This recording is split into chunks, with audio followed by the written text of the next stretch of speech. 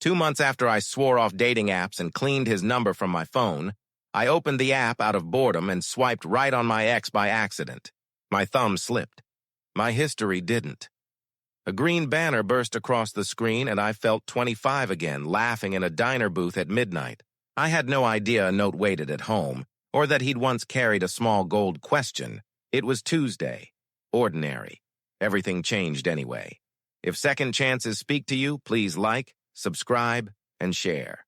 Your support helps us craft heartfelt, hopeful love stories. The phone buzzed across my kitchen counter like it wanted to draw a line in the evening and dare me to step over it. The kettle was just beginning to murmur. The 6 o'clock news whispered from my old radio like a neighbor who never learned to whisper. My apartment smelled like lemon cleaner and the last toast I'd made, a mix that reminded me of my grandmother's house, by which I mean a place where comfort had the last word. I wasn't dressed for fate. Nobody is, really. I wore socks with one heel thinning out and a t-shirt from a 5K. I walked years ago because my coworker insisted I needed more outdoor confidence. On the counter, a bag of apples leaned against the mail, and it all just looked like Tuesday, which is a good day to believe nothing earth-shaking will happen. Then the app lit up like a carnival I hadn't bought tickets for. Confetti shot across a face I could have sketched with my eyes closed. Brown hair forever on the edge of disobedience, a half smile that started in his eyes, and a caption about loving dawn, loud music, and hot sauce. My stomach dropped like an elevator that briefly forgets what floor it's supposed to stop on. I didn't mean to swipe right. It was muscle memory, thoughtless and fast, the way you hit the snooze button without waking up. One moment I was looking at a stranger's picture with a dog on a hiking trail, and the next I was looking at Luke, the man I had loved. The man I had let go because sometimes love and skill don't arrive on the same day. Before I had time to invent a strategy, the chat box opened. A typing bubble blinked, a small heartbeat at the bottom of the screen. Then a message. Did you mean to do that? I turned off the burner under the kettle with the focus of someone disarming something unstable. I wiped my palms on a dish towel even though my palms weren't sweaty yet. I took a long breath like the internet told me to and reminded myself I was not being thrown in front of an audience. It was just me, a phone, and a decision to be honest or clever. Honesty, I've learned, is cheaper. No, I typed. But I'm not sure it's a mistake. The 3 dots appeared, disappeared, returned. I imagined him smiling down, imagined the way his shoulders drop when he laughs. Like he's been holding up the ceiling all day and just remembered the building has beams. Hey, Michael. Hey, Luke. I saw my name on the screen next to his, and it felt like finding a song on the radio you haven't heard in years, but still know the chorus to. My mouth said I'm fine, but my heart said I remember. I remembered 100 small things. The way he taps a coffee cup with his ring finger when he's thinking, the way he reads street signs out loud when he's tired, the way he holds a kindness with both hands. I didn't think I'd see you here, he wrote. Same, I wrote back. I thought you'd move to that island where people delete apps and become experts in ceramics. Visited, he said. Turns out I'm not great with clay. The banter was easy. The way a path hard-packed by many footsteps is easy. We were good at this part. It would have been simple to live in that surface. Send jokes back and forth, trade weather updates. Pretend we were 2 people who never tried to build a life together. But he asked the question that put both feet on the ground. How are you? For real? It's a small miracle when someone asks you that question and means it. I decided to answer in the scale of a kitchen, not a film score. Okay, I said. Learning how to make soup without turning the vegetables into mush. Found out I like walks after dinner more than I like dessert. I alphabetized my spice rack because control is a hobby. You? Working weird shifts, he wrote. Pretending coffee is a personality. Started a little herb garden on my fire escape. Everything died except the rosemary. It's tough. My sister says it reminds her of me. I laughed out loud, a small sound that felt surprisingly free in my mouth. The kettle hadn't whistled. The news droned on about traffic. The world was exactly as ordinary as it had been 5 minutes ago. And yet, we traded updates for a while. His knee no longer complained on stairs. My boss finally retired the broken stapler in the community college library, where I shelved 1,000 small stories and tended to 100 quiet needs. He'd met a new partner on the ambulance who liked dad jokes and carried 3 different kinds of pens. I'd started attending a grief group that taught me how to talk about losses that don't come with casseroles. Eventually, because he is a direct man when it matters, he typed, "Would you want to grab coffee? No agenda. I can be normal." I stared at that sentence like it was a bridge with a weight limit. I remembered the promise we made after we broke up. No contact, for our own good. We had been noble about it in the way people are when they can't bear to be kind any other way. Time had passed. Not enough to make me a different person, just enough to make me a better one. "Okay," I wrote. "Maple and Maine? Tomorrow at 10? 10 is practically sunrise for me," he said. "But I'll survive." "I'll bring a sticker for bravery," I said. We signed off gently. I set the phone face down as if it were a small animal I was trying not to startle. In the hallway outside my door, my neighbor, Mr. Whitaker, shuffled by with a bag of potting soil and looked in at me through my open door. He is in his 70s with a voice that could talk a cat down off a fence. "You look like you're holding a star you're not sure belongs to you," he said. "Just a Tuesday," I said, "because a man needs to keep some drama to himself." "Tuesday's as good a day as any," he replied, continuing on with his bag, humming something that sounded like Motown. I slept like someone who had a question folded under his pillow, and morning showed up to test my courage. Maple and Maine is the kind of coffee shop people move to cities to Instagram. Brick walls, plants in windows, a chalkboard menu that requires patience, and the reading glasses I pretend I don't need. He was already there, which told me he was nervous. Luke stands like a man who thinks he ought to apologize for being tall. When he saw me, he stood up, and it was like a picture someone had straightened. We hugged, careful the way you hug something with a hairline crack. He smelled like winter air and soap. The sound of his hay landed on a part of me that hadn't been touched in a while. We took our coffee and tea to a table near the window where the street could offer us a narrative if we needed it. Maple leaves flickered like gossip. A child pressed his face to the glass and waved, proof that the world still contains unscripted joy. "How have you been, really?" he asked again, and I appreciated the really, how it invited me past the shallow end. "Learning," I said. "I used to think patience was just waiting. Turns out it's an active verb. I can't bake scones. I can make a mean vegetable soup if I don't rush the onions. I've learned I like going to bed at a signal, not tired, just deciding. I burned water last week," he said. "Water? Don't ask." He smiled, and I remembered his smile in my bones, how it starts before it reaches his mouth. We covered the easy ground first. Work, family, the weather's insistence on being itself. Then he pulled a string that made a bell ring in a far room. "I'm sorry," he said. We didn't lunge into the apology. We climbed into it. He spoke about the ways he had used silence like a shield, not because he wanted to hurt me, but because he was afraid needing anything would make him weak. I told him about the way I minimized my needs and then punished him for not being psychic. We didn't make a theater out of it. We said what we could say without swelling music or pretending we were brave when we weren't. He looked at his cup sleeve like it had answers. "I left a note for you," he said. "Months ago? I slid it under your doormat because knocking felt like a hostage situation. I never asked if you saw it. I had seen it.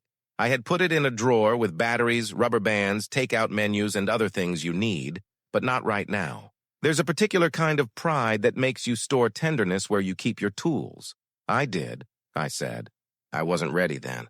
I might be ready now," he nodded. "You don't owe me a read. I just wanted you to know I tried to be better than my timing." We walked to the river, the way you do when your hands need something to do, and your heart wants something bigger than your living room to speak into. The river is honest. It goes where it's going, not because it's dramatic, but because that's its job. A man with a guitar played the kind of song people hum without realizing. Luke closed his eyes for a second, like he was putting a coin in an old well. "I missed this," he said quietly. "Not the part where we argued and made everything too loud. This. Walking with you and feeling like my lungs remember how to make room." "Me too," I said, "because I'm trying to use my words now. We agreed to be slow, which is to say we agreed to be kind. We'd meet again. We'd check with ourselves before we checked with the world. We'd keep a hand on the rail. At home, I pulled open the drawer by the stove where I keep important nonsense. There it was, an envelope with my name in the handwriting I would know in the dark. I boiled water like my mother taught me. Listen for the soft boil, don't beat it into a panic, and made tea. The afternoon had the decency to soften the room. I sat, and I opened the envelope. His note was a map in a language I already spoke. He didn't try to sell me a version of himself with all the dents buffed out. He said he loved me and had not loved me well enough. He wrote about the nights he'd closed himself inside a quiet anger, and the mornings when my retreat made him feel like the only person in the room. He described the kind of life he wanted to build if we ever got back to a place where building together was an option. Errands without scorekeeping, dinners where the food could be bad and the conversation generous, arguments that ended in time to sleep. At the bottom, he wrote, "If this lands in your hands at a time that makes sense, know you don't owe me anything. I wanted to put kindness somewhere you could pick it up when you were ready. I cried the way you cry when you realize you've been holding your breath for months. Then I went to the fridge and stuck the note up with a small round magnet shaped like a lemon. The world didn't shift on its axis. My kitchen did. I texted him. I read your note. Thank you." His reply arrived quick. "Thank you for reading. We chose Tuesday night for something simple. Pasta at my place. Two grown men with a grocery list and soft expectations. At the store, I stood near the tomatoes like a man choosing a life partner. An older woman in a leopard print scarf asked me which avocado looked ready. I picked one and she said, "If it fails you, may your company not," which is the sort of blessing you get in produce. Sections, if you listen. He arrived with a paper bag of herbs and a look that said he was equal parts, excited and respectful of the distance between us. I gave him the good knife, the one that makes you feel like a person who knows how to keep his fingers out of the way. We chopped onions without crying about the wrong things. We let the radio fill the room with a station that lives between stations. Old songs, soft voices, the occasional half-static baseball score as if summer refuses to leave. While the sauce settled into itself, he leaned against the counter and took a breath so careful you could see it. "There's something I haven't told you," he said. "It belongs to the old chapter, but it's also part of why I'm here." He didn't rush. He is careful now with truths that have gravity. "The night we ended it," he said, "I had planned to ask you a question. I carried a small ring around for weeks. I waited for the right time, and then that night unraveled, and I went home with the question still in my pocket. It became a story I told myself about how I ruin good things. I should tell you now so I'm not carrying it alone." I didn't gasp. It felt less like shock and more like hearing a word I'd known for years in a language class and finally understanding it. My eyes blurred, which is normal for me now when an old ache meets a new kindness. I touched his wrist, a sign that I was there, that I wasn't treating him like an object lesson. "Thank you for telling me," I said. "Not because I want a fairy tale ending, but because I want the truth to be in the room with us." We ate at my small table, knees touching because my table was made in an era when people were shorter or more willing to bump shins. He told me he'd found a therapist who made him practice asking for help out loud. I told him about group sessions where grief gets talked about like weather. Not your fault, but you still have to dress for it. We built a small plan, dinner again, a Saturday matinee, a Sunday walk if the skies allowed. We agreed on a new question to carry between us. Do you need advice or a witness? It became our way of asking for the right kind of help. We were gentle with beginnings. That meant we also tried to be gentle when the old patterns threatened to take the wheel. There was a Sunday where I went quiet because a memory had its hand on my shoulder, and he thought he'd done something wrong. We caught it early. He said, "Do I need to fix or should I sit?" And I said, "Sit," and he did. We watched a cooking show where the host yelled about butter, and the loudness outside my head let me quiet the loudness inside it. We spent time in the easy parts of our city, the farmer's market, where a man in overalls sells the best honey and tells the same joke every week about bees being excellent employees. The library where I work, where I let him see the repair table where I glue book spines back into shape. A small altar to second chances. The community garden where Mr. Whitaker grows tomatoes the size of softballs and greets each one out loud as if they are waiting for an introduction. We ate pancakes in that diner with the jukebox that plays songs it doesn't advertise. We held hands under the table, two grown men with rings in our histories and something like hope in our pockets. He sang harmonies he didn't quite know, and I didn't correct him because sharing the song mattered more than accuracy. We laughed the way you laugh when your body remembers it's allowed to. We argued sometimes. It felt important to say that like a fact in a weather report. A Tuesday night when I was short because my feet hurt and the pasta water refused to boil. A Thursday when he came home carrying stories from his ambulance shift that made his shoulders look like they belonged to a statue. We did not get clever. We did not weaponize. We apologized by naming the thing. I snapped because I was tired, not because you deserved snapping, and I closed up because I didn't know how to put that call down. We stayed in the room. We went to bed sometimes after 10 minutes of silence, but we went to bed, and the morning did what mornings do, made it easier to move. The note stayed on my fridge, a small lighthouse. It changed nothing and somehow changed everything. Sometimes I'd read it like I read a favorite paragraph in a familiar book, both for the words and for the way the words held. The ring he'd once carried lived in an ordinary place now, not on a shrine, because we both needed it to belong to this kitchen, these mornings, this life. It made occasional appearances on purpose and by accident. Once I found it in a pocket of a jacket I hadn't worn since spring and laughed so hard I had to sit down. One day, on the way home from the market, there was an envelope taped to my apartment door. Same handwriting, same careful attention to tape, like he was pinning kindness to a traveling wind.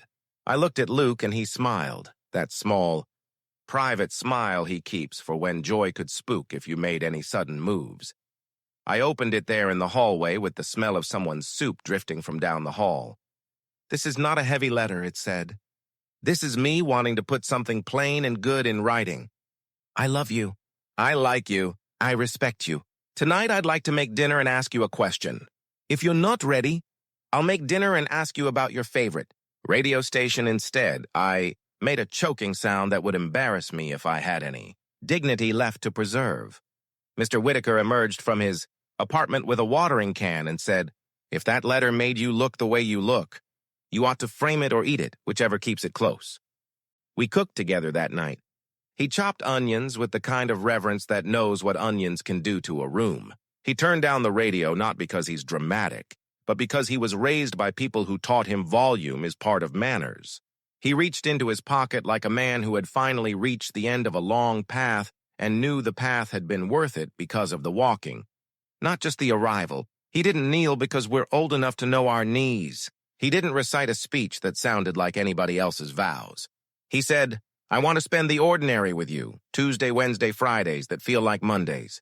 I want to be the person who remembers how you take your tea. I want to keep learning you. Will you marry me?"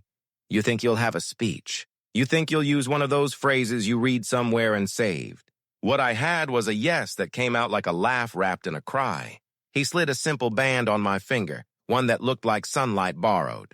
It sat where a pulse lives, which felt right considering. We didn't call everyone immediately. We sat on the floor and split an apple. And then we called the people who would be thrilled more for us than for the story they could tell. My sister yelled into her speaker like we were across a canyon. His mother cried the way women cry when they remember a small boy with a backpack heading into a world that was bigger than him and praying love would walk beside him. Mr. Whitaker knocked, handed us a fern and said, "You don't have to sing on key to sing together, but it helps if you try." We put a date on the calendar in pencil because pencil is honest. We planned a small ceremony in the Botanical Gardens side lawn where the city forgets it's a city and birds take liberties with your snacks. We made a list on the back of an envelope: food, music, chairs, vows. We argued about chairs and laughed because people will sit on anything if love is happening nearby. We asked my friend Marco to officiate because he has a warm voice and knows how to bless things without making you wish you had brought a dictionary. On that morning, the sky wore a trustworthy blue. The air smelled like somebody else's laundry in a good way. We wore suits that fit because we paid someone to make them fit and decided that was the grown-up version of magic. Our vows were plain. We promised to ask before assuming, to say "I'm sorry" with our mouths and not just with a hug, to hold space for fear without letting fear lead. We promised to put each other to bed gently after long days, to celebrate tiny victories as if they were reasons to call everyone we know, to keep a list of easy dinners on the fridge for nights when the world felt pointy. We danced like men who knew what a miracle it is to stand on 2 feet with a partner who still wants to be there. The playlist skipped. My aunt's pie cracked. Luke stepped on my shoe and apologized 5 times. It was perfect in the only way that matters, the part where joy outweighs your need to look like you planned it. After, we went home to an apartment that needed nothing to be home. We hung our jackets where jackets go. We set our rings on the dresser for the 15 minutes it took to wash our faces. We looked at each other the way people look at long roads behind them and longer roads ahead, which is to say with gratitude and a little healthy awe, and then life did what it does. It resumed. We started the long project of being married, where the syllabus is mercy and the homework is the dishes. We learned how to share a closet without turning it into a referendum on childhood. He talks to the toaster. I sing to the laundry. He keeps the window cracked at night. I hog the blankets. We work out compromises that don't feel like defeat, which is a miracle on its own. We kept our little paper rituals. Notes on the counter, back at 6, fed the plant, took the trash, left you the good apple. We think of them as tiny scaffolds holding up the part of the day that threatens to sag. When he works a night shift, I leave a sentence on the bathroom mirror with a dry erase marker. You are good, not because you did things, but because you are you. He rolls his eyes and kisses me and goes into the night with something warm in his chest that isn't coffee. Some weeks are hard. The news makes everything feel brittle. The ambulance calls come close to home. The library does a budget dance that looks like a cliff. We schedule joy like an appointment. We go to the river with kayaks, which is funny because neither of us is particularly coordinated. We drift. We bump into reeds. We laugh. We eat sandwiches while sitting on the curb like teenagers with nowhere to be. We remember that survival needs laughter the way soup needs salt. People ask how we went from a clumsy swipe to rings on our hands. They want a formula, which I understand because formulas feel safer than feelings. I tell them the truth. We answered messages. We showed up. We said hard things softly. We stayed. We kept leaving kindness where we would trip over it later. We bought tape in bulk. We asked advice or witness and meant it. When we slipped back into old grooves, we noticed, named it, and stepped out. The way you step out of a rut in the sidewalk you've learned to expect. Sometimes I wonder what would have happened if I hadn't been bored. If I hadn't swiped at the exact angle that turns no into yes. Maybe we would have met again at a grocery store reaching for the same jar of marinara. Maybe we would have been the guys who nod from across a room and go home and sit on the edge of the bed and wonder. Maybe the world would have insisted on us anyway. I don't know. I'm grateful I don't have to know. On Sunday afternoons, when the apartment smells like coffee and the radio is playing songs older than I am, I think about the moment the screen lit up with confetti in his face. It felt ridiculous. And it was. And it also unlocked a door I'd been circling for months. I thought the sound of the door opening would be a drum roll. It wasn't. It was the soft click of kindness doing its quiet job. I tell this story in one voice because that's how I lived it, inside my own head, inside my own hands, inside the rooms where I chose to stay or go. If you are watching this and your phone lights up with yesterday, and your heart leaps and your stomach drops, and you don't know if you should laugh or cry, here is what I learned. Breathe. Be gentle. Tell the truth as simply as you can. If you go for coffee, go as yourself, not as your representative. If you don't, write yourself a small note and put it somewhere you can see it. Put kindness on paper. Tape it to the day. Tonight the city is quiet enough to hear the elevator cable hum. My ring catches the light when I reach for the kettle. The man I love is brushing his teeth, doing that little dance he does when he thinks he's on beat. And I am a person who cannot dance, but will try every day if it means standing close. I pour 2 mugs. I put a lemon wedge in his because he thinks it's fancy. He emerges with a smile that has grown into its job over years. We sit at the small table where so many decisions have been made. Most of them small, all of them part of the life we built. We have tomorrow's lists, and the mail, and a neighbor's package to take in, and a joke about Rosemary to revisit, and a bed to share. and a window to crack. If you came here for fireworks, I can give you sparklers at best, and I think that's right. Fireworks are loud. They burn out. Sparklers, held in steady hands, light your face and leave room for the night sky. That's what this feels like. A small, steady light, moving in slow circles we decided on together. Out on the balcony, where Rosemary survives and we do too.